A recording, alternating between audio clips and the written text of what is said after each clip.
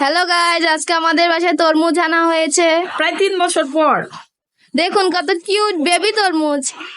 অনেকগুলো তরমুজ রাস্তায় বিক্রি হইতেছে দেখে আর লোভ সামলানো গেল না। চিন্তা করছিলাম তরমুজ আর জীবনে খাবোই না, কারণ তরমুজের মধ্যে যে পরিমাণ ইনজেকশন দেয় এগুলো আমরা দেখি ভিডিওতে, দেখে আর তরমুজের রুচি যায় না। তুমি কি তরমুজের রোস্ট করতেছো? হ্যাঁ না, কিন্তু এই যে রাস্তায় এত এত তরমুজ বিক্রি হইতেছে, মানুষ নিয়ে নিয়ে যাইতেছে, দেখে লোভ লাগলো, তাই একটা তরমুজ আনলাম। খাই, এখন কাটবো কিভাবে এটাকে আমি তো বুঝতেছি না। আমি তো তরমুজ বিক্রেতা না, ওরা কি সুন্দর কাটে, কিন্তু আমি তো পারতেছি না।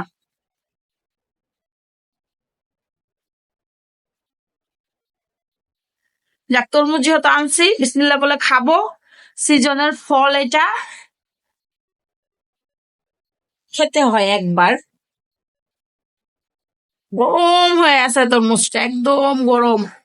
এত সাদাও না, এত লালও না, সাদা সাদাই, একদম গরম হয়ে আছে। এটাকে একটু ফ্রিজে রাখবো, রাখার পর খাবো।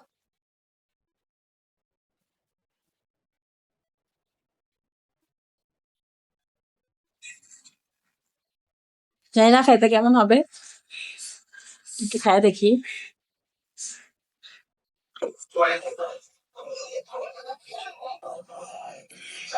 আচ্ছা, মোটামুটি মজাই, খারাপ না। ঠান্ডা করে খেতে হবে এটাকে।